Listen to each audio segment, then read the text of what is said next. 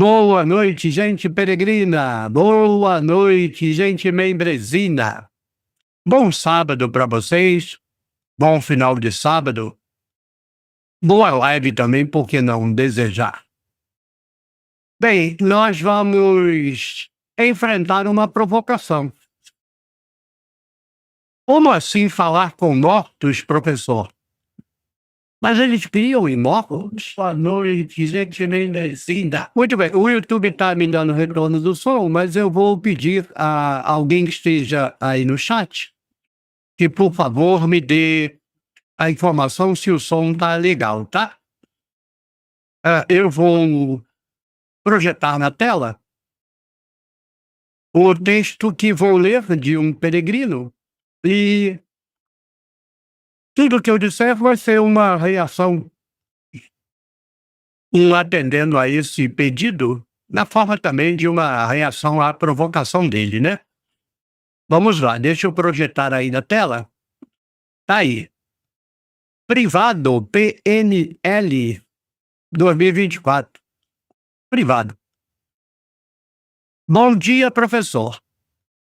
No início do livro, o senhor comentou a hipótese da história de Samuel ser do período dos Macabeus, visto que o sacerdote senta no trono. Agora temos na mesma cena uma crença pré-exílica com Samuel presente. Não estou conseguindo encaixar esses dados. Ou na época dos Macabeus, eles já acreditavam novamente em vida após a morte? Pois Jeremias aparece abençoando o povo. Fiz uma salada de frutas. Grande abraço. Bem, o privado deixou essa provocação, esse pedido, né? Na live 483, a Bíblia toda verso a verso, 1 Samuel 28, de 1 a 25. A necromante evoca Samuel. Quantos Elohim? É uma belíssima de uma provocação. Ele leva para uma direção menos nocauteadora, né? Havia formas de a provocação do privado ser mais nocauteadora. Mas não, ele foi bem suave. Me parece ser uma preocupação legítima, honesta dele, não uma sinuca de bico para mim, né? Então vamos lá, vamos enfrentar isso. Primeiro vamos abrir a questão, né? É uma questão muito complicada. Eu vou ler de novo só para a gente fixar a questão e eu não vou fazer o vídeo com a pergunta estampada. Vamos para a tela ampliada. No início do livro, ou seja, no início de 1 Samuel, o Senhor comentou a hipótese da história de Samuel ser do período dos Macabeus, visto que o sacerdote senta no trono. Agora temos na mesma cena uma crença pré-exílica com Samuel presente. Não estou conseguindo encaixar esses dados, quer dizer, o Samuel presente na evocação pela evocação da necromante, né? Aí ele levantou a hipótese, na época dos Macabeus já se acreditava novamente em vida após a morte? Pois Jeremias aparece abençoando o povo. Fiz uma salada de frutas? Muito bem, então vamos lá, vamos juntar as coisas, né? Eu vou começar dizendo que eu nunca me senti à vontade na defesa de trabalhos acadêmicos. Não me senti à vontade na defesa da minha dissertação de mestrado. Não me senti à vontade na minha defesa da tese de doutorado. Por quê? Bem, se fosse hoje, o mestrado eu defendi em 2002 e o doutorado em 2008. Não, o mestrado? 2002, eu acho. E o doutorado 2008. Eu começaria dizendo assim, eventualmente está tudo errado. Não quero convencer ninguém. Eu quero descobrir a verdade sobre as coisas. E não fazer as pessoas acreditarem que o que eu digo é verdade. 95% de tudo o que eu digo é com base em hipótese. Não tem como provar nada. Tem como argumentar, argumentos são necessários, mas argumento não prova nada. Se a sua hipótese está errada, você pode apresentar 1000 argumentos, todos os argumentos são falsos. Então, a primeira coisa que eu quero deixar claro é que não estou a fim de convencer ninguém de nada. A segunda coisa, atrelada a isso, e é a razão disso, é que eu posso estar errado. As minhas considerações podem estar erradas de todo, acho difícil. Em parte, acho muito provável. Agora, não podem estar erradas, a chance é zero. Há mais chance de tudo estar errado do que nada está errado. Tem coisa errada aí. Certamente. Eu não sou vidente. Necromante é uma brincadeira, né? É uma metáfora, porque eu sou um exegeta, tradutor da Bíblia. Estou tentando transcrever para o vernáculo aquilo que os mortos falaram em hebraico.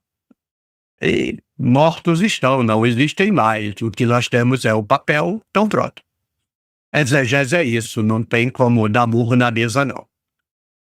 Então, primeira observação. Não quero convencer ninguém. Lembrar, como preâmbulo para a minha reação, a pergunta, provocação do privado, é de que eu trabalho com 3 possibilidades em relação a esses textos. Eles serem verdade historiográfica. Então, nesse caso, Saul, que existiu, consultou uma necromante que existiu, que evocou Samuel, que existiu. Eu acho que a maior parte das pessoas do planeta leem os textos assim. Os textos são descrição verdadeira, fidedigna da realidade. Não tem 1% dos textos da Bíblia, 1%, que seja a descrição da realidade. Não tem 1%. Mas essa hipótese está aí. Eu não a acesso de forma nenhuma, mas ela é uma hipótese que está disponível. A outra, eu já disse aqui, recentemente, inclusive, é o oposto dessa. Tudo na Bíblia, todos os textos, são uma ficção. Como Tio Patias, como Mariazinha e as Castanhas, como Meu Pé de Laranja Lima. Então, uma ficção absoluta tirada da cabeça dos diversos narradores com fins de entretenimento, diversão, passatempo, sei lá, qualquer coisa assim. Ficção, só ficção, nada mais do que ficção. No terceiro caso, que é o que eu acesso, eu penso que os textos bíblicos, que são ficção, então a sua hipótese é anterior. Não, porque não é mera ficção. São projeções, retroprojeções. O sujeito inventa uma história no passado para expressar uma circunstância, uma situação do presente. Então, os textos são retroprojeção. Você consegue compreender, pegar pedaços da história, não no nível da narrativa, mas na realidade que está expressa, retroprojetada no passado, na narrativa. O José Severino Croato, um exegeta e teólogo argentino já falecido, no livro As Linguagens da Experiência Religiosa, ele diz que os mitos são como negativos de filmes. A molecada não vai saber o que é isso porque estamos na era da da fotografia digital. Mas quando era fotografia analógica, você tinha que revelar os filmes, né? Você levava o negativo na loja, deixava lá, eles revelavam e você pagava a revelação. Na No negativo do filme, a foto está invertida, né? Aí quando revela fica certinho. Então o próprio dizia que os mitos são uma versão da realidade do momento do escritor em forma negativa. Então você tem que virar ele de cabeça para baixo para entender. No caso dos textos bíblicos, virar ao contrário seria você aplicar o que a narrativa está dizendo sobre o passado, mas ao presente. Esse tipo de narrativa é uma retroprojeção do presente no passado. Então, o que o texto está dizendo, não em cada detalhe, em cada mínima fração do texto, mas no seu conjunto e, às vezes, até em determinados elementos específicos do texto, você encontra uma projeção da realidade conforme a leitura do narrador. Pode ser uma descrição ideológica do momento em que ele vive, compreende? Você não vai ter acesso à realidade objetiva por meio de textos bíblicos usando essa metodologia. Você vai ter acesso à perspectiva ideológica comprometida do narrador a respeito da situação histórica em que ele está vivendo. Por exemplo, digamos que você tenha 2 textos da Bíblia, a Bíblia está sendo escrita hoje, na mesma circunstância histórica, no mesmo país, Brasil, aí você tem 2 brasileiros escrevendo capítulos da Bíblia. Um é bolsonarista, o outro é lulista.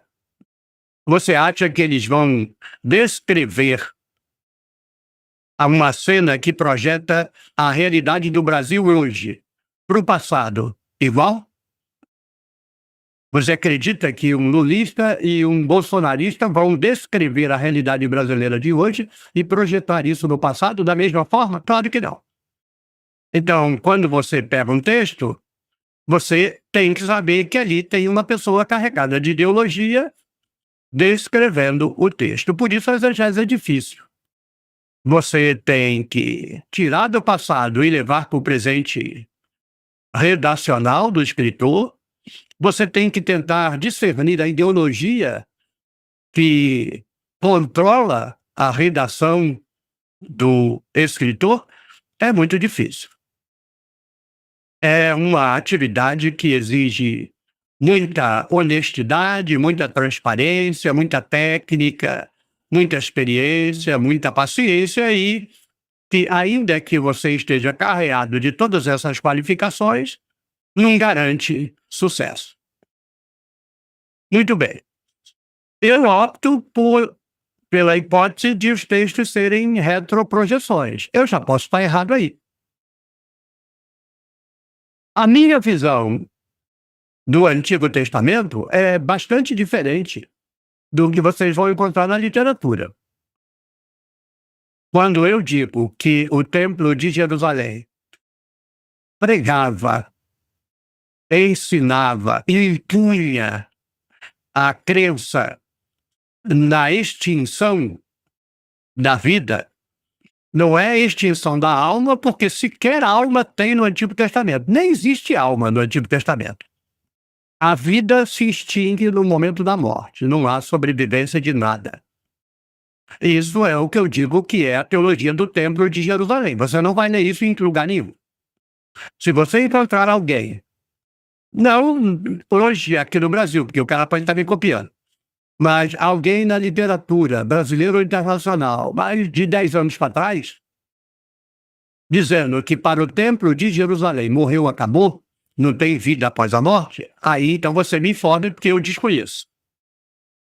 Todo mundo da literatura internacional vai dizer que só quem fala que morreu acabou é Eclesiastes, porque ele é uma espécie de dissidente, uma espécie de herege. É uma idiosincrasia bíblica. E para mim não é, ele é ortodoxo. Ele expressa a doutrina do Templo de Jerusalém. Eu posso estar errado. Então, olha só. O castelo de cartas que é a exegese. Até aqui eu tenho dois pressupostos. O texto é retroprojeção. E segundo, o Templo de Jerusalém não ensinava a doutrina da vida após a morte. Mas sempre foi assim, professor? Não, na minha hipótese, no período pré-exílico, a teologia que reinava em Canaã não é uma teologia de Canaã. Ela é a teologia do presente fértil. Não havia uma teologia judaica, não havia uma teologia de Israel, esquece isso. Havia uma única teologia do Egito à Mesopotâmia. Mundo dos mortos, tem nada a ver com o céu e com o inferno, esquece isso. Mundo dos mortos, para onde vai todo mundo. Mundo dos deuses e o mundo dos homens. Essa era a doutrina que vigorava entre a população, entre os reis. Não tinha doutrinação religiosa no período pré-exílico. A cultura funcionava por si mesma. Ela era uma cultura tradicional.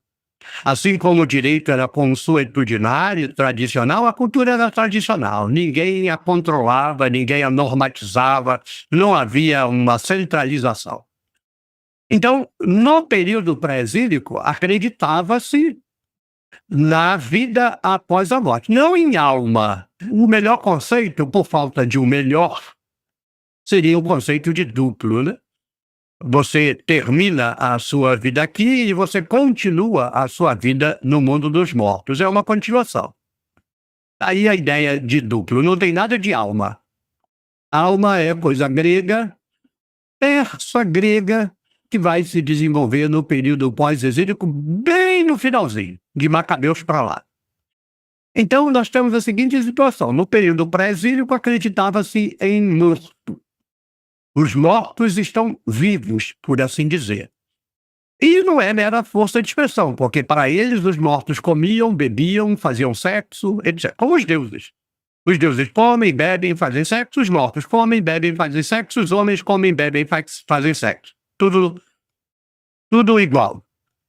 No período pós-exílico, o Templo de Jerusalém, por questões que eu já discuti muito aqui, e apenas direi que era para interditar à população o acesso aos Elohim de baixo, porque não adianta nada na cultura deles você interditar o acesso aos Elohim de cima, só a Yahvé, você só pode adorar Yahvé.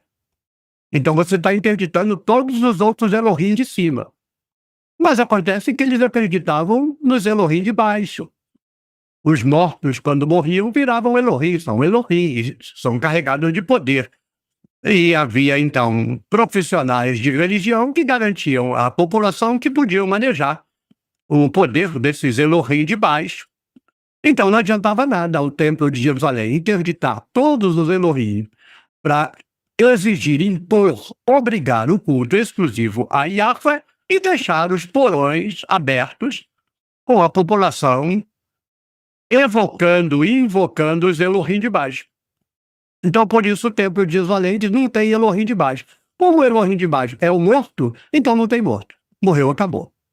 Quer dizer, para mim, o Templo de Jerusalém acabou com a crença na vida após a morte, não por uma questão filosófica, religiosa, teológica, por uma questão política. É a única forma de impedir as pessoas de adorar os mortos. E substituir a adoração pelos outros deuses na busca da ajuda do poder dos Elohim de baixo, ou seja, dos mortos. Aqui temos um problema. Bem, se você está interditando, em primeiro momento, o Templo de Jerusalém, não diz que os deuses não existem. O Templo de Jerusalém dizia que você não pode adorar os outros deuses. Está claro isso? Só em período bem adentrado do Novo Testamento é que se vai desenvolver uma doutrina mais filosófica, mais ao estilo grego, helênico, platônico, de que não existem outros deuses, só existe um Deus. Mas no Antigo Testamento isso não tem. Bem, se eles não diziam que não existem os deuses de cima, apenas Elohim, então por que que em vez de eles interditarem os Elohim de baixo, eles acabaram com a crença na vida após a morte? Bem, então eu posso estar cometendo um erro. Eu posso estar considerando que o Templo de Jerusalém acabou com a vida após a morte. Está mal expresso. Acabou com a crença. Porque o Templo de Jerusalém não tem poder de acabar com vida após a morte, se existe vida após a morte. Não existe. Para mim, não existe vida após a morte. Mas se as pessoas creem, o templo pode proibir a crença. Mas se existe vida após a morte, o templo não tem capacidade de acabar com a vida após a morte. Entende o que eu estou dizendo? Mas então por que que eu apressadamente estava dizendo que o templo de Jerusalém não disse que os deuses não existem, disse que a população não podia adorá-los, só Yahvé. E a minha hipótese é de que a interdição dos Elohim de baixo é pela mesma razão, para que não haja concorrência com Yahvé.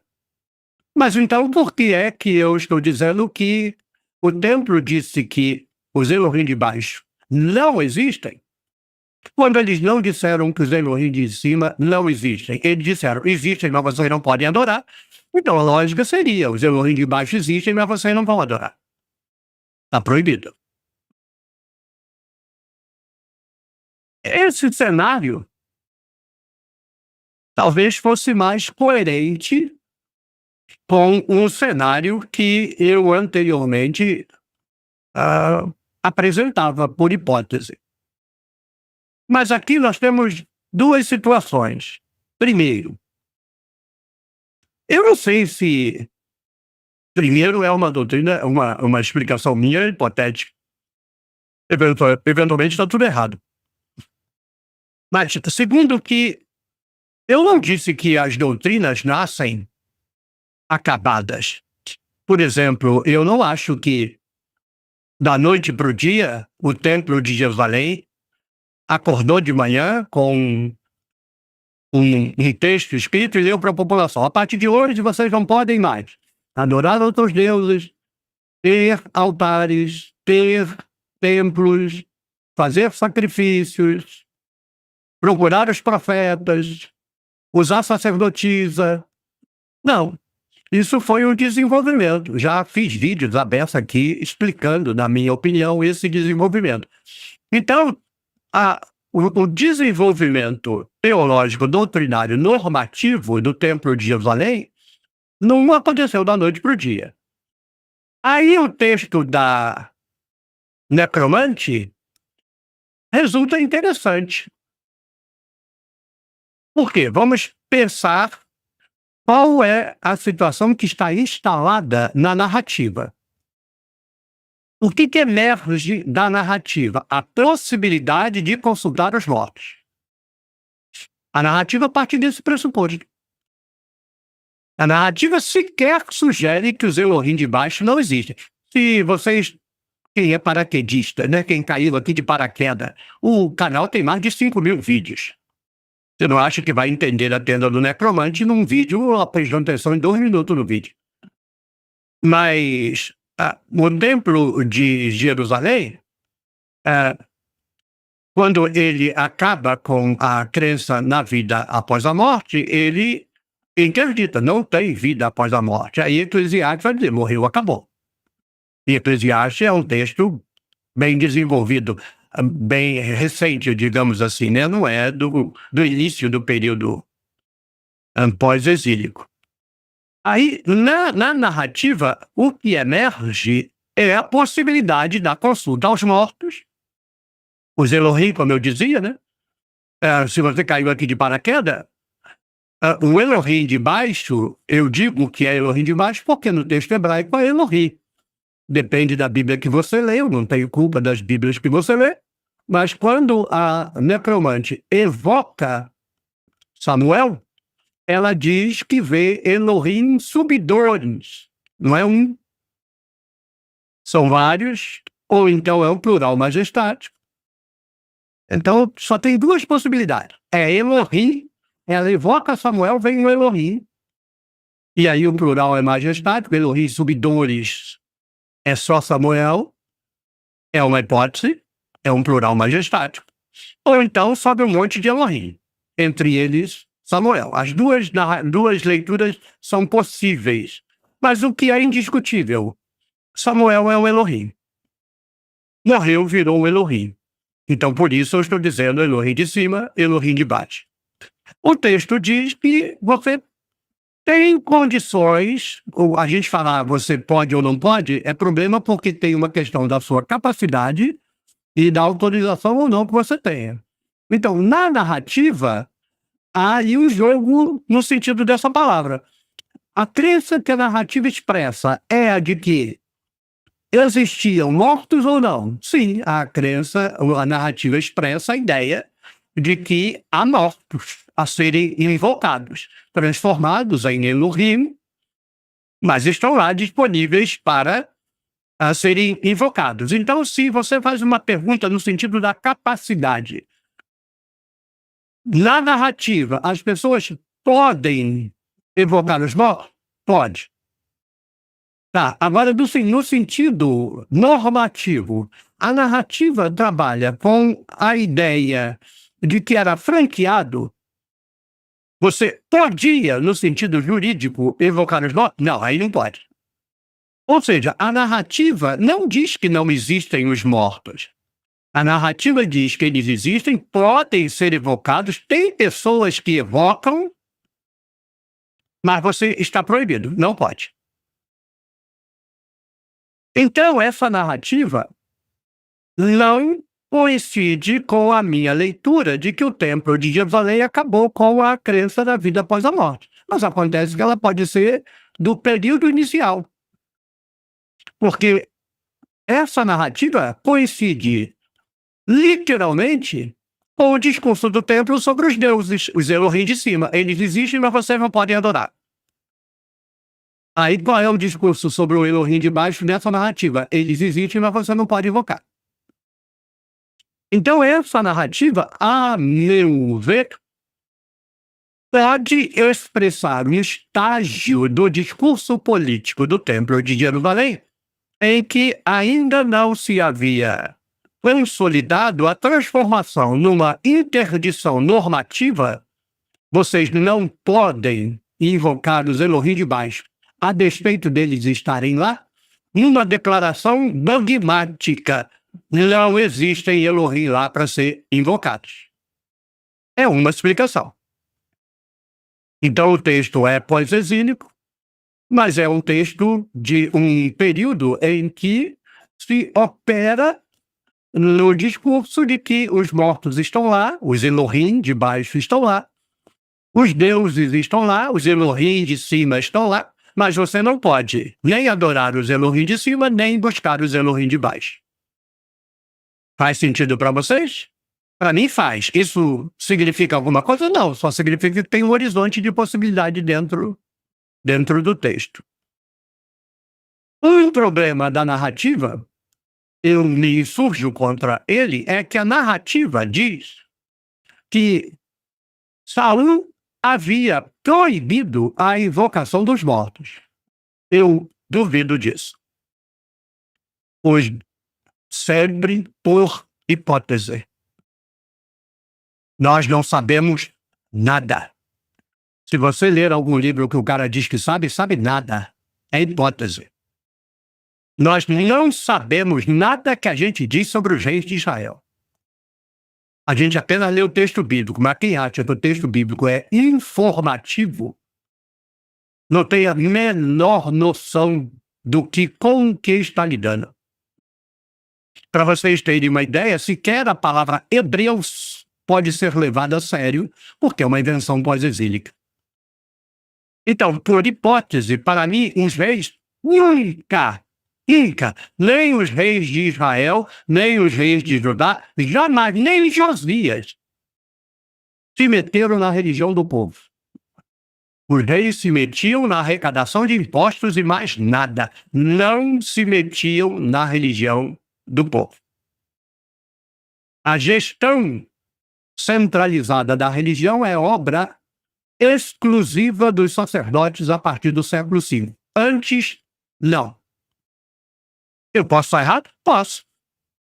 Posso fazer nada, né? Mas todo mundo pode estar errado. No campo bíblico, todo mundo não tem prova de nada.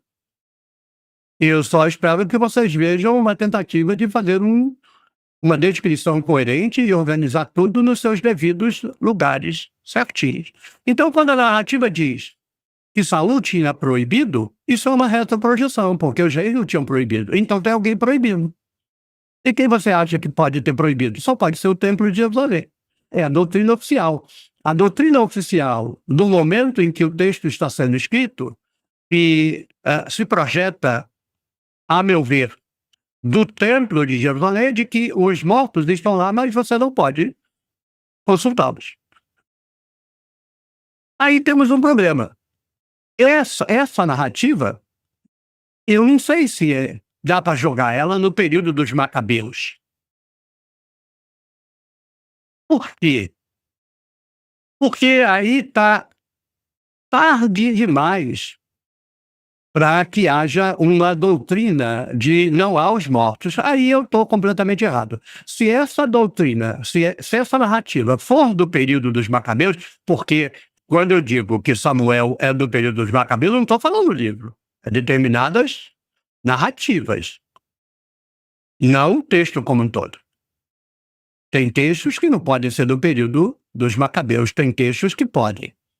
Se esse texto for do período dos Macabeus, a minha tese de que o templo acabou com a crença na vida após a morte se torna muito difícil.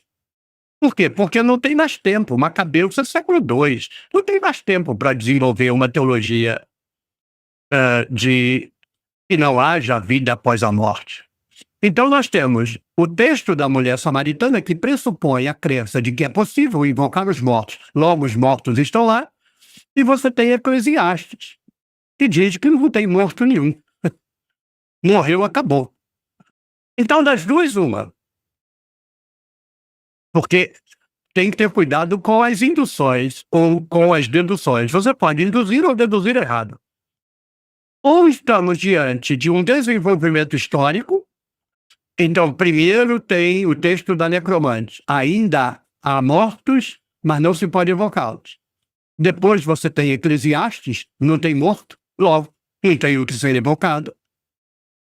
Então, a posição deles é cronológica, um tem que ser anterior ao outro, não faz sentido que Eclesiastes seja anterior a... E Eclesiastes não é nada de Salomão. Quem vem de igreja, esquece essas bobagens que você aprende na igreja. Eclesiastes tem que ser posterior a 2 Samuel. E os dois são pós-exílico. Nenhuma discussão quanto a isso. Mas pode ser diferente. Pode ser que esses textos emerjam de comunidades de doutrina diferente. Vai que o texto não sai do Templo de Jerusalém, mas das sinagogas, da diáspora babilônica. Aí nós temos um problema. Por quê? Um problema e uma saída. O Templo de Jerusalém desenvolveu poder em Jerusalém, obviamente. Em Judá, vai. Mas não conseguiu controlar tanto Judá assim, não. Mas o Jerusalém controlou. Tanto é que o pessoal lá de Elefantina vivia como se o Templo de Jerusalém não existisse. Mas eles sabiam que existia, tanto é que mandaram um pedido de socorro para eles. Mas o que o Templo de Jerusalém dissesse não interessava aos judeus de Elefantina. Elefantina é uma ilha no Egito onde tinha uma comunidade judaica que acabou sendo destruída lá pelos egípcios. A comunidade que se desenvolveu lá na diáspora, lá na Mesopotâmia, em uma comunidade considerável, para mim, Deuteronômio foi escrito lá. Eu não advogo a tese da literatura oficial que fala que o Deuteronômio é uma escola deuteronomista de Jerusalém, não levo nada disso a sério. Para mim, Deuteronômio é texto escrito na diáspora, e aí depois tem que fazer a transposição. As sinagogas estão distantes de Jerusalém, estão imbuídas de toda a doutrina de Zoroastro, da Babilônia, tanto é que o fariseu é persa. A doutrina da sinagoga é persa. Toda a doutrina sinagogal, tirando o Torá, porque a Torá é de Jerusalém, todo o resto da doutrina dos fariseus, da qual diverge o saduceu, é persa, é Zoroastro. Então tem noção de vida após a morte, tem essas coisas todas. Então pode ser que essa literatura expresse teologia da periferia, mas não da periferia, assim, no sentido de gente sem autoridade, sem poder, da classe dominante lá da Mesopotâmia, judeu da Mesopotâmia, que já estavam sob influência do templo de Jerusalém, tanto é que só pode adorar Yahvé e essa coisa toda, mas ainda estão lidando com teologias não tão ortodoxas assim para o templo de Jerusalém. É uma possibilidade. E eu espero que eu bata martelo. Eu simplesmente não sei. Eu enxergo cenários. Qual cenário é mais plausível? Sei lá. A verdade, às vezes, não é tão plausível, não. Às vezes, a verdade é o que parece ser mais implausível, né? Então, pode ser isso. Pode ser que a narrativa seja um tantinho mais antiga do que Eclesiastes, então por isso que ainda não se disse que os mortos não existem, mas você não pode evocá-los, mas ainda se acredita que pode. E, na verdade, para mim, a doutrina da interdição dos Elohim, inclusive, se justifica nisso. Porque o necromante, os profetas carismáticos, para mim, os profetas carismáticos se dividiam em dois grupos, os especialistas nos Elohim de cima e os especialistas nos Elohim de baixo. Então, é o acesso a esses especialistas que se quer interditar. A narrativa já deixa claro que não adiantava muito, né? As pessoas iam. Então, o que é eficiente? Em 3 gerações você acaba com a doutrina. Porque não é muito producente você ficar falando, eles existem, mas você não pode invocá-los. É mais produtivo você dizer, eles não existem. Não existem nem os deuses, não existem nem os Elohim de baixo, os mortos. Então isso seria um processo evolutivo. De outro lado, pode ser que seja teologia de uma outra comunidade. Então esse texto pode estar expressando, projetando no passado, uma circunstância histórica. No momento em que o texto está sendo escrito, os mortos ainda são dados como Elohims, os mortos ainda são dados como fonte de poder, por isso são evocados, ainda são apontadas pessoas com capacidade carismática de evocar esses Elohim, mas isso está proibido. Não pode ser pré-exílico. De modo nenhum. Quando o privado diz uma doutrina pré-exílica, não. Esse texto não expressa a doutrina pré-exílica. A doutrina pré-exílica seria vamos evocar os mortos para serem abençoados. A evocação dos mortos no período pré-exílico, por hipótese minha, não seria proibida em nenhuma hipótese. Assim como não era proibido ter imagem, adorar outros deuses, ter um monte de templo, ter altar, ter um monte de os sacerdotes politeístas dos altos, os profetas, as sacerdotisas, as profetisas, o ponto de fertilidade. E por que raio seria proibida a evocação dos mortos? Bobagem. No passado era tudo legalizado. No período pós-exílico é que tudo foi proibido. Menos o que interessava ao templo de Jerusalém, que era você ir lá no templo matar bicho. Então esse texto, ele não é um texto pré-exílico, não expressa uma doutrina pré-exílica, ele expressa a doutrina pós-exílica. A provocação é me colocar contra a parede e dizer: como o senhor pode dizer que o Templo de Jerusalém acabou com a crença na vida após a morte, se o texto de 1 Samuel 28 está sendo escrito e pressupondo um contexto em que mortos existem, podem ser invocados, há pessoas especialistas nisso, mas está tudo proibido. É a minha reação. Primeiro, eu posso estar errado. O Templo de Jerusalém nunca disse que os mortos não existem. Então, você vai ter que me dizer de onde saiu a doutrina de Eclesiastes. Ah, ele é um gênio. Tá bom, então ele é um gênio. Não, para mim, Eclesiastes se baseia na doutrina do Templo de Jerusalém. Mas o texto de 1 Samuel diz que os mortos existem, não que não existem. Sim, então isso é que eu estou dizendo. Eu estou reagindo à provocação que eu recebi. Das duas, uma. Ou 1 Samuel é do Templo de Jerusalém. Não no sentido de que o Templo de Jerusalém o escreveu, mas expressa a teologia do Templo de Jerusalém. Mas não no último período, é um texto mais antigo, e o Templo de Jerusalém não inventou, não existem os mortos da noite para o dia, ele passou por uma etapa, não pode interditar. Como foi, né? Monolatria, monoteísmo. Tem deuses, não pode invocar, não tem deuses. Os mortos pode ter sido assim também. Tem mortos, mas não pode invocar, não tem mortos. Então é uma questão cronológica se a gente acabar descobrindo, não achando, porque quem acha não me interessa, honestamente, não me interessa o que ninguém acha. Me interessa quando a gente descobre. Se a gente descobrir que 1 Samuel é novilho, aí a minha tese vai para a terra do pé junto. O Templo de Jerusalém proibiu o culto aos mortos, mas nunca impediu. Ok, não assumo isso. Para mim, impediu.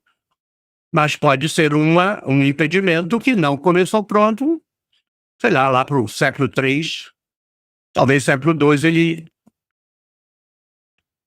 acabou com a crença, mas antes disso proibia. Ou então é texto da Babilônia, texto da Mesopotâmia, da diáspora, que ainda está sofrendo certa influência, tanto é que não está na Torá.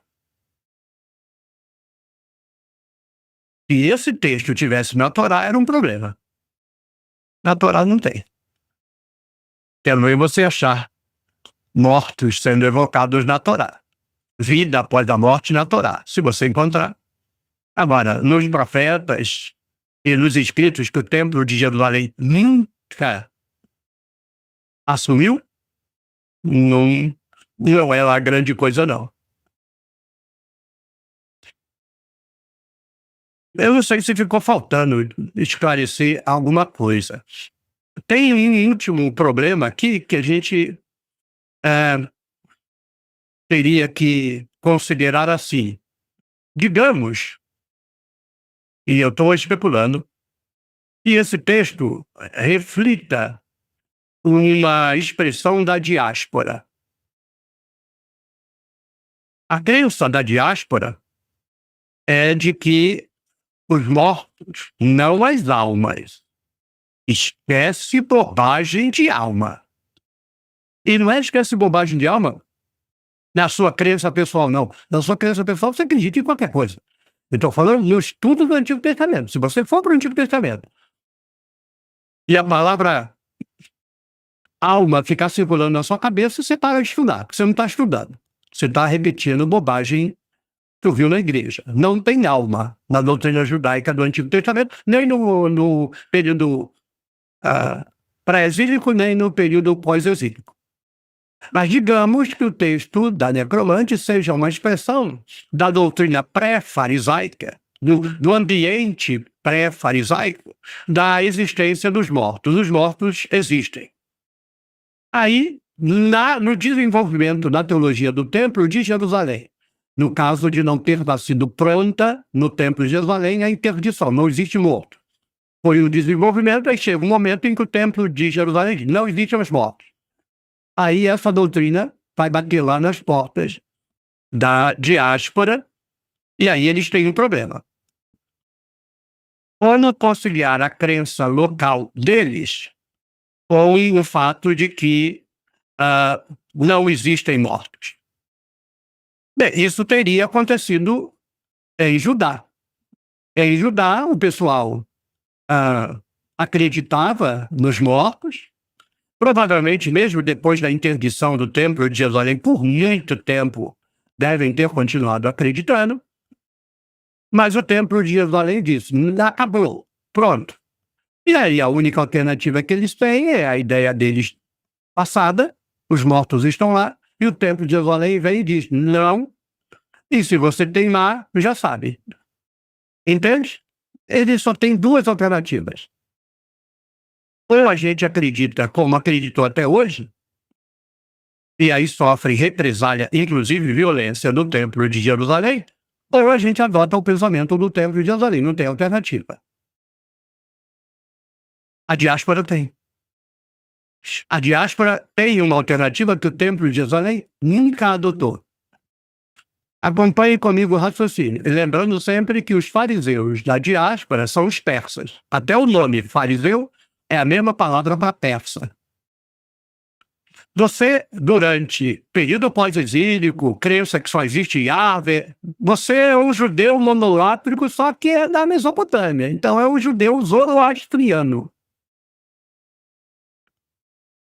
Aí você passa 100 anos, 200, o Templo de Jerusalém começa o processo de doutrinação em 5 a.C. E aí, quando é que ela interdita? Não tem morto. Século IV, 100 anos. Século III, 200 anos. Em algum momento, o Templo de Jerusalém emite uma encíclica papal. Não tem mais morto. Enquanto Jerusalém não teve alternativa, a diáspora teve. Qual? Bem, ou eles continuam acreditando que tem morto e o Templo de Jerusalém os persegue, ou eles adotam a doutrina do Templo de Jerusalém, certo? Certo. Qual é a doutrina do Templo de Jerusalém? Morreu, acabou. Beleza? Beleza. Mas olha a sua volta. O que é que tem na Mesopotâmia que não tem em Jerusalém e vai virar a doutrina fundamental da sinagoga, a mais importante doutrina da sinagoga? A doutrina da ressurreição dos persas, de Zoroastro.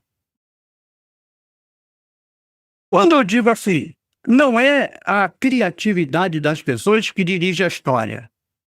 É o movimento da história que leva à criatividade das pessoas. Lá em Jerusalém, não tinha nada. Ou é A ou B. E não é que você pode escolher A ou B. Você tem que escolher B. Se você escolher A, os templos de Jerusalém te sentam o cacete. Tô falando, é violência. É mais morte. Zacarias 13 fala, né? Quando o templo de Jerusalém acabou com os profetas, o templo de Jerusalém acabou com a profecia. Escreveu-se o texto. Todo aquele que se levantar como profeta, pai e mãe tem que matar. Só não vai matar o profeta se ele abandonar a profecia, dizer que a visão dele não presta para nada, que o chamado dele não presta para nada, e ainda raspar as marcas iniciáticas, porque os profetas eram como no candomblé. Os profetas do Antigo Testamento eram igualzinho do candomblé. Passava por iniciação e marcava tudinho no corpo. Então ele tem que negar que as marcas que ele tem no corpo é de iniciação profética. Não, eu cortei lá na roça. Aí você acha que nos outros casos não era assim? Claro, era violência. Então, entre A e B, eu não posso A. E se eu insistir, posso até morrer. Então só tem B. O proto-fariseu da diáspora, não. Você acorda de manhã, tem morto. Você não pode votar, tudo bem, mas tem morto. Vovó tá lá, vovô tá lá, né? Entende? Não é isso, Se não foi eu que morri. Aí chega um representante do Templo de Jerusalém, um levita rico e safado daquele, e diz até anúncio do Templo de Jerusalém, não tem mais morto. Aí o proto-fariseu fala, peraí, ou não tem vovó, Ou tem vovó, mas eu não posso invocar. Não tem alternativa? Aí ele vê lá o templo zoroastrista, a ressurreição. Tem uma alternativa. Qual é a alternativa? Não tem morto, morreu, acabou. Mas no juízo final, que é a doutrina de Zoroastro, sabe essa doutrina que esse pessoal, feito de idiota pelos pastores, fazedores de idiota, estão todos excitados numa suruba de Jesus, de retardado mental? É a doutrina de Zoroastro. É a doutrina do país que eles estão torcendo. O desgraçado do Trump e o infeliz do Netanyahu matar todo mundo. É tudo retardado mental. É tudo doente mental. E eles estavam ali. E eles sabem disso, que é tudo ignorante. É um bando de anta. Em vez de sentar o rabo e estudar, fica com a porcaria daquela bandeira infeliz, torcendo pela morte dos outros, ataca uma doutrina idiota, que na origem é de Zoroastro, que é o povo que eles estão tentando matar. Olha como são retardado mental. Aí, na doutrina de Zoroastro, eles pegam a ressurreição e dizem assim: não tem morto. Morreu, acabou. Mas no juízo final, que eles tomam para eles e transformam em doutrina judaica, 75% do judaísmo, 75% do judaísmo é zoroastrismo. O judeu é persa até o rabo. Mas não vai falar, né? Os honestos falam. Os picaretas, não. Desgraçadamente tem mais picareta do que honesto. Aí eles dizem, no juízo final, Deus cria de novo. Por isso eles adotaram a doutrina da ressurreição, que não tem nada a ver com essa outra doutrina de imbecil, de que a ressurreição é Deus pegar a alma e enfiar pelo rabo do sujeito. Na ressurreição, você é um boneco inflável, daqueles de fazer sexo, são um boneco inflável, aí Deus pega a alma, enfia pelo seu rabo, você volta. É coisa de retardado mental, né? Tem nada de alma na ressurreição, nada. Lá no Novo Testamento vai ter um bando de maluco. O Novo Testamento é coisa de doido, que é misturar Zoroastro com Platão e Templo de Jerusalém. É coisa de doido. A doutrina da ressurreição do Antigo Testamento, não. Morreu? Morreu. Tá bom. Não vão brigar por isso, não, o Templo de Jerusalém. Mas olha só, tem um negócio. Aí o templo fica olhando assim, qual o negócio? No juízo final, Deus vai ressuscitar. Aí o sacerdote, escuta, tem esse negócio de juízo final? Aqui no templo, não. Tem esse negócio de ressurreição? Aqui no templo, não. Aqui ninguém palhaçada. O templo de Jerusalém é coisa séria. Eles dizendo, né? Sério, meus ovos, mas eles falando. Mas eles estão falando que tem ressurreição. Consulta aí na Torá. Tem alguma coisa falando que ele não tem ressurreição? Não, não fala nada de ressurreição. Não larga esse pessoal, faz essa idiotice aí. O que eu quero saber é assim, eles vão invocar os mortos? Não. Então, larga para lá. Aí assim vai se desenvolvendo a doutrina da ressurreição lá, que para mim ocorre justamente lá na periferia, porque estava lá a morte. A doutrina da ressurreição. Mas isso é um desenvolvimento.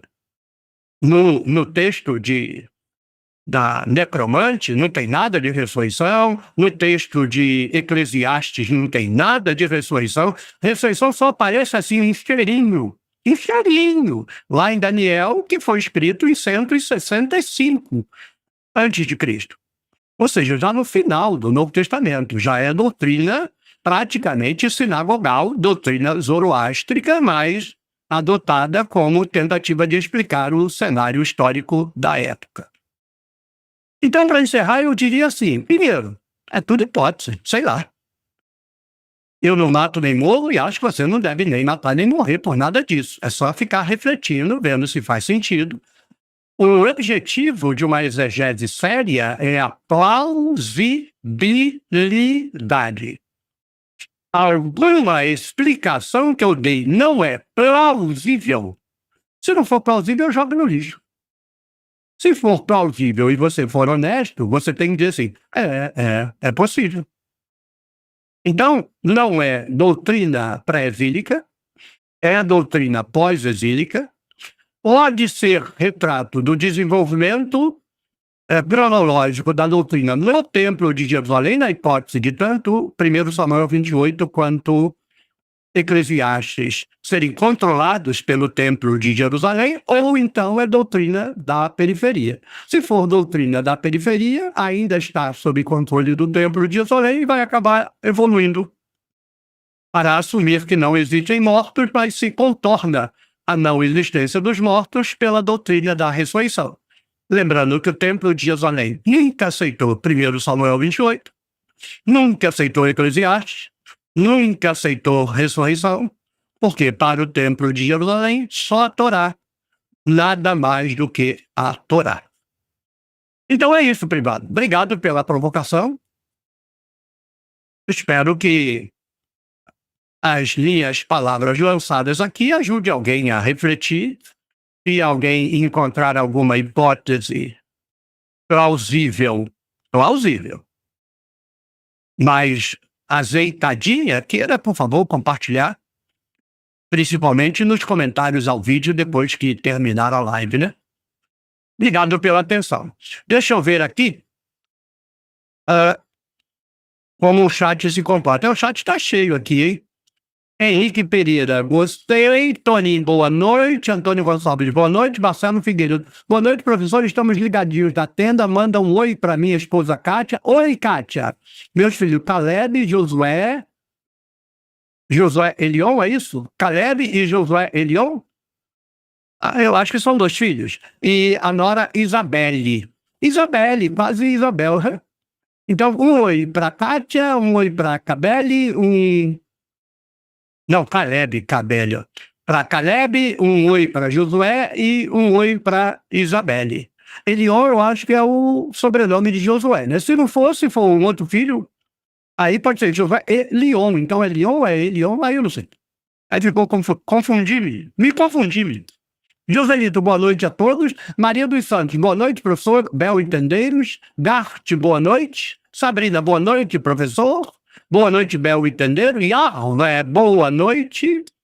Ângela Mônica, muito obrigado, Ângela Mônica, pela sua contribuição. Muito obrigado. Ângela Mônica, boa noite, professor Osvaldo, querida Bel e todos da tenda do Necromante. Cícero Freitas, boa noite, professor, dona Bel e todos. Marcos Fabiano, boa noite, pessoal. JM Silva, boa noite. O Marcos Fabiano, com a bandeira da hora. Joselito Ferreira, professor, e parece que no primeiro século da Era Comum se tinha a mesma crença no mundo dos mortos, pois nos evangelhos se fazem uma pergunta a Jesus sobre de quem a esposa seria esposa. Os evangelhos, a gente vai discutir isso quando eu traduzir os evangelhos, mas a sua consideração está dentro da minha apresentação, né? Mas o Novo Testamento é muito mais confuso, porque aí entra o mundo greco-romano. No período bíblico, você tem um único substrato cultural, que é o crescente fértil. Grécia é outra coisa.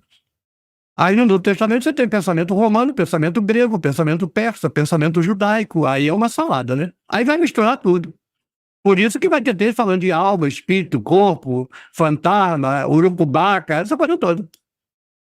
Lucas Vidiano, boa noite, professor Ibel. Estou lendo Crítica da Razão Pura e estou adorando, mas sinto que uma coisa limitou Kant ser perfeito. Deus, brincadeira à parte. Sinto que idealismo é limitado. É idealismo, né? É idealismo. E, na verdade, quando ele quis isolar a razão, é para isolar Deus fora da razão, né? Razão de um lado, Deus do outro, era para impedir que a razão destituísse, destronasse Deus da teologia. O Kant tentou fazer isso separando por uma espécie de irracionalismo teológico, né? Que é uma tentativa de produzir o mesmo efeito da teologia negativa. São tentativas racionais de proteger Deus do desenvolvimento científico, do desenvolvimento da racionalidade, teologia de um lado e Kant do outro. Então, A razão não dá conta de Deus. Aí, se você pega o discurso da razão e vira um ateu kantiano, Deus não existe porque a razão, blá, blá, blá. Mas o Kant estava fazendo o contrário, era protegendo Deus, dizendo que a razão não alcança. Quando essa estratégia se revelou insuficiente, o Schleiermacher, que é considerado o pai da teologia liberal, protege Deus de outro modo. O Schleiermacher é o pai do pentecostalismo, por assim dizer, né? É o pai da teologia liberal. Todo pentecostal é liberal, todo esses pastores analfabetos de pai e mãe que xingam os outros de ser liberal são todos liberais, porque o Schleiermacher dizia que a razão não alcança Deus, mas Deus se deixa captar pelo sentimento. É a emoção. Deus está na emoção do fiel e não na razão do fiel. Isso é pentecostalismo puro, né? Teologia liberal pietista. Então Kant tentou salvar Deus purgando Deus das garras da racionalidade, ou seja, uma defesa negativa de Deus. E Schleiermacher é mais ousado, ele faz uma defesa positiva. Deus está disponível no seu sentimento. Aí, meu amigo, com Kant você não faz nada. Tanto é que Kant não tem muito lugar na teologia, mas Schleiermacher, todo pastor, todo, sem nenhuma exceção. Porque todos eles vão dizer que aquela emoção que você sente no culto é a prova que não pode ser questionada por ninguém, porque a experiência é sua, da sua experiência com Deus. Agora, fala isso para Calbart para você ver. Calbart vai dizer que você é um retardado mental se você acredita nisso. Para Calbart, Deus está na doutrina. Aí é o fundamentalismo dogmático mesmo, né? Roberto, boa noite a todos. Joselito, professor, Jerusalém ter sido tomada na narrativa apenas por Davi. Teria algo sobre o reinado de Davi já ter início em Jerusalém, por isso Saul não reinou em Jerusalém? Aí não sei, né? Não há nenhuma descrição de que Saul reinou em Jerusalém e Davi sim, né? Obviamente quer-se dizer que Davi já estava em Jerusalém. A dinastia davídica já está em Jerusalém, né? Saul foi rei, mas nunca de Jerusalém. Por isso tem gente que diz que, na verdade, Saul é tradição de Israel, não de Judá. Não vou entrar nessa discussão. Mas é óbvio que a relação de Davi com Jerusalém é uma retroprojeção ideológica. Mas não tem nada de absurdo, porque é impossível que Judá tenha sido governada que não seja a partir de Jerusalém, né? Veja Senaqueribe, final do século VIII, cerca Jerusalém, é lá que está a dinastia, Jerusalém, não tem discussão. Jairo Célio, boa noite para todos. José Jackson, boa noite, professor. Andrés de Fide. Joselito Fernandes, a crença num pós-morte imediato se vê mais na parábola do rico e Lázaro. A pergunta dos saduceus é sobre a ressurreição que eles desprezavam.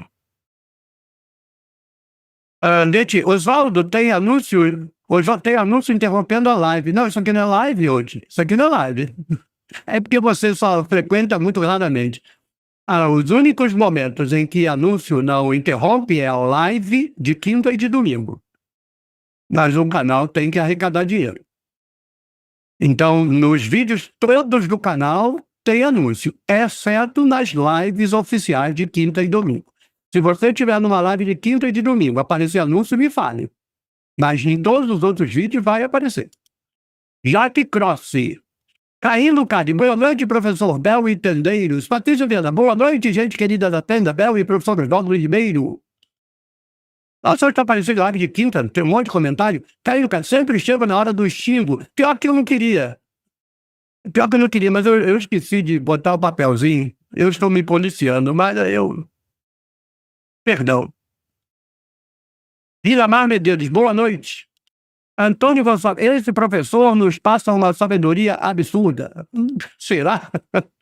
Vai ver, eu engano bem. Ian Rocha, boa noite. Cheguei exatamente no momento do boneco inflável.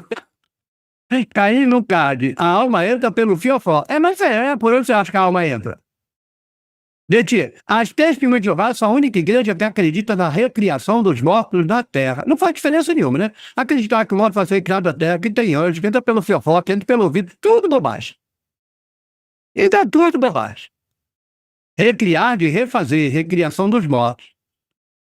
Eles muito provavelmente estão mais próximos da crença do Templo de Jerusalém, né?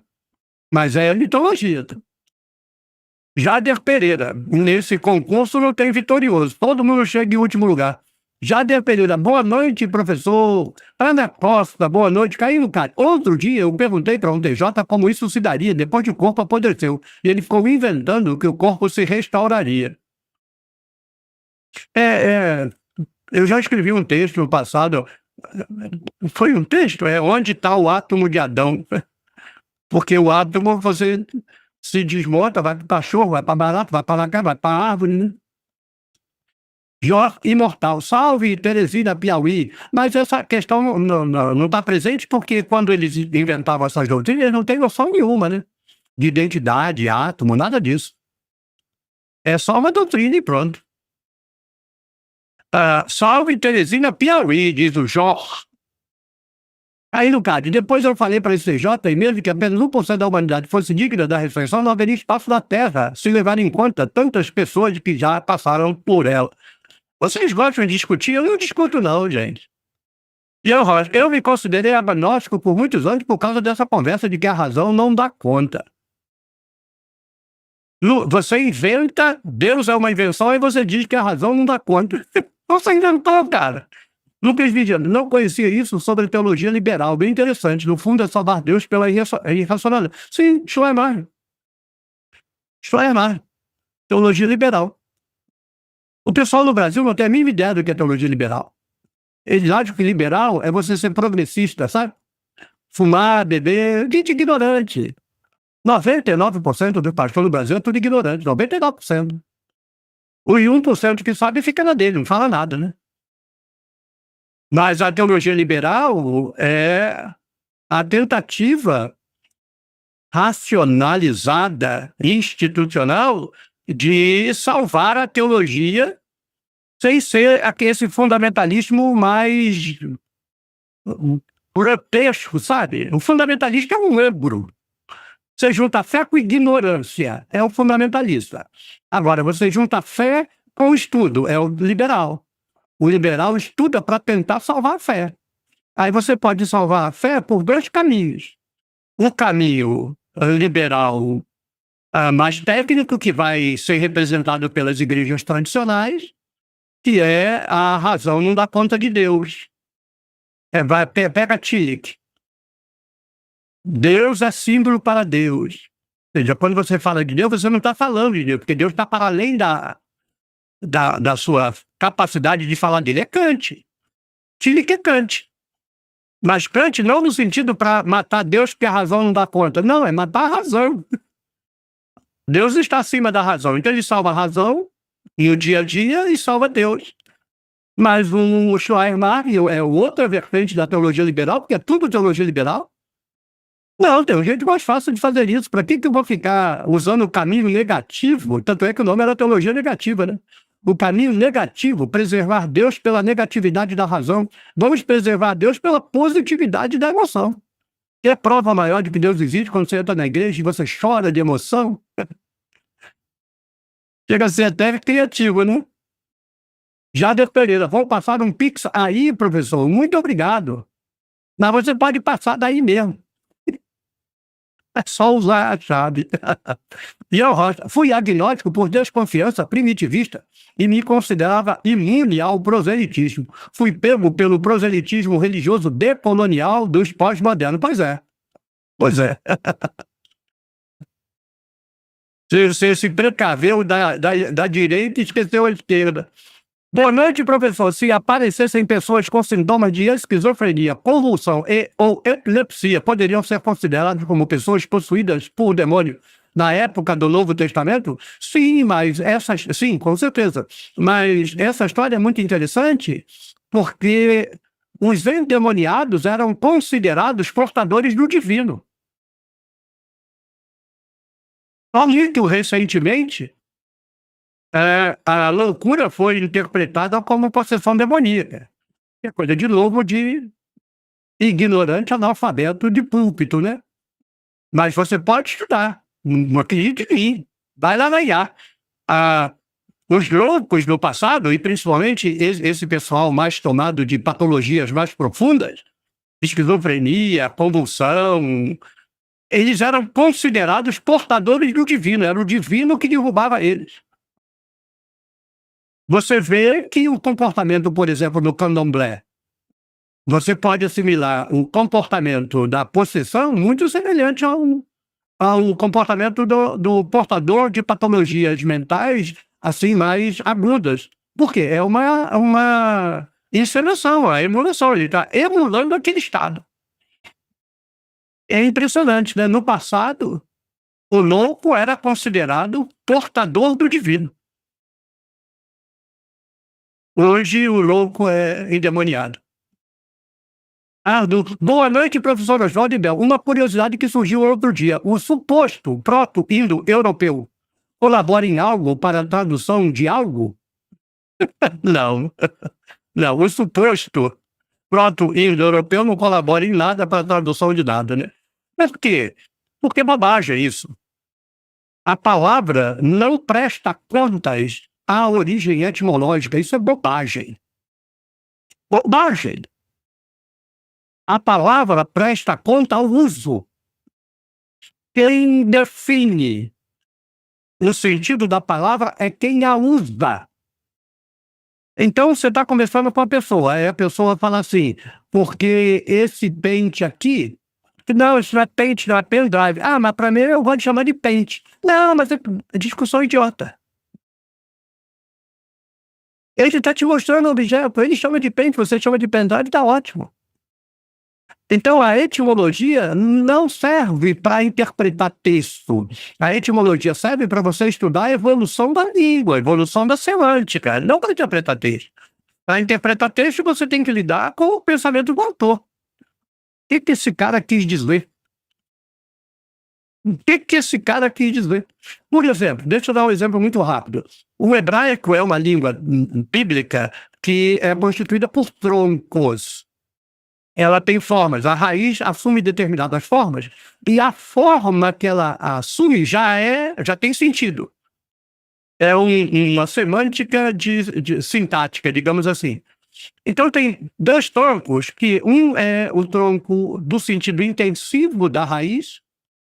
Por exemplo, você pega a palavra sorrir, aí se você escrever a palavra sorrir no tronco intensivo, aí não é sorrir, é gargalhar. E você tem o tronco causativo. No causativo, o sujeito não exerce ação ou sofre. E o sujeito faz alguém exercer ação, por isso é causativo. Tem texto bíblico em que a forma intensiva está sendo utilizada como se fosse a causativa. O sujeito não domina. Ou na região dele, tudo fluiu para ser a forma intensiva.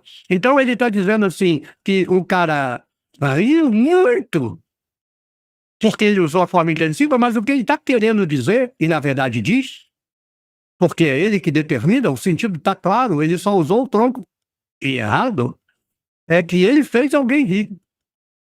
Olha que diferença. O texto, se você interpretar o texto burocraticamente, ele rima muito. Forma intensiva. Mas o contexto está óbvio que ele não está rindo, ele está fazendo o cara rir. Então, como é que você interpreta? Ele está usando o tronco intensivo como se fosse causativo. Aí você vai discutir, mas a forma intensiva. Dane-se que é a forma intensiva. É o autor que controla, não é a gramática, não, gente. Jader Pereira, passei um pix aí, professor. Muito obrigado mesmo. Ian Rocha, teologia liberal não tem nada a ver com o que os católicos sedevacantistas chamam de modernismos? Bem, não sei, eu nem sei o que é católico sedevacantista. O que é sedevacantista? Eu sei lá o que é isso. Tem nem ideia do que é isso. E nós temos aí um problema, né, porque, tá, tudo bem, a teologia católica só vai a público mesmo? Só começa a publicar livro, principalmente sobre Bíblia, a partir de 1940. 150 anos depois de Schleiermacher, quer dizer. E no máximo a teologia católica começou a dialogar com Calbart. Mas quem é Calbart na fila do pão? Mas eu não sei o que quer ser de vacantista do Vaticano, esse troço aí, não sei. Nunca ouvi esse termo na minha vida, nunca ouvi esse termo na minha vida. Joel, boa noite, professor. Como Jesus ensinou na ressurreição, os mortos não vão fazer sexo durante a eternidade, de eternidade triste. Bem, Jesus não ensinou nada, né? Um autor que bota lá, né? Mas tudo bem, tá claro. Você imagina uma eternidade sem sexo? É melhor que não tenha vida mesmo, né? É melhor que não tenha. Morreu, acabou mesmo. Decome. Deco, né? Deco. Por que está maneirando nos xingos? É engraçado. Mas é engraçado pra você, né? Mas nem eu mesmo gosto muito. Ednilson Francelino, muito obrigado pela sua contribuição. E eu, Rod, essa chave do louco ser considerado processo virou com a Revolução Industrial que eu... Não, com o... talvez já na Inquisição, desenvolvimento do cristianismo, né? Teria que dar uma olhada quando a chave virou. No protestantismo é com o pietismo, essas coisas assim, né? Luiz Cláudio, boa noite, gente linda da tenda. Ardu, muito obrigado, professor. Ardu, CD vacantista são os que dizem a sé está vazia. Nunca ouvi falar disso. A sé está vazia desde 1962, sei lá o que é isso. Olha, CD vacantista é o católico que rejeita o Concílio Vaticano. Ah, pronto, agora está resolvido. Tá. O pessoal que tem gente que rejeita o Concílio Vaticano, por exemplo, o pessoal lá de Campos, né? Tem um monte de gente que rejeita o Vaticano II, mas eu nunca ouvi essa expressão. Ser de vacantista, nunca ouvi essa expressão. E há católicos que rejeitam o Vaticano II desde que terminou o concílio, né? Mas isso não é novidade, né? Quando terminou o concílio de Nicéia, a igreja rachou. Ser de vacantista é um movimento dentro da igreja católica que considera que o trono de Pedro está vago desde o concílio do Vaticano II, pois todas as posições após seriam heréticas. Antissecularismo, blá, blá, blá, tá. Ok. Eu conhecia isso aí, mas não por esse nome. Jeane Souza, boa noite. E Edmilson, de vacante, o trono do Vaticano está vago. Tá. Eu nunca ouvi o termo, conhecia a posição de católico que rejeitam. Na verdade, eles rejeitaram desde o primeiro momento, já aqui no Brasil. O Vaticano II não foi bem recebido por muita gente no Brasil. Tanto é que teve racha lá no norte fluminense, no campus, lá, campo do Goitacazes, parte da igreja lá rachou. Aquilo ali tem uma cabeça de burro enterrada ali em Campos, porque a igreja católica rachou, a igreja batista rachou, a igreja presbiteriana rachou, toda a igreja lá rachou. Muito bem. E último, imagina quando Urias e o rei Davi for ressuscitado, que climão vai ser? Ele vai matar Davi novamente. Boa! Boa! Eu sabia que isso aí deve ser troço que tá rodando hoje nessa fossa séptica do conservadorismo idiota que tá por aí, né? Tá ressurgindo. Ah, tá. Provavelmente nem tá ressurgindo, é termo novo, né? Onda facho disfarçada de conservadora que tem ganhado força. Conservador, eu sei. Se eu fosse uma mosquinha. O sujeito é conservador, pode ter certeza. Pode ter certeza. É quase assim, o homem fala mal de gay, é gay. O cara fica com discurso conservador. Você não sabe o que ele faz na madrugada.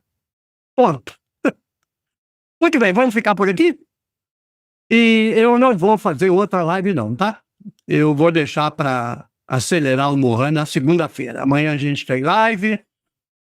Espero que a live de amanhã seja agradável. Amanhã nós vamos discutir por que arte não é conhecimento. Você ganhou força no tempo do Papa Chico. Sabia. Sabia. Sabia que era troço novo. Muito bem. Em Conselho para encerrar. Fiquem atentos às novidades, mas não transformem as novidades no seu nicho de pesquisa.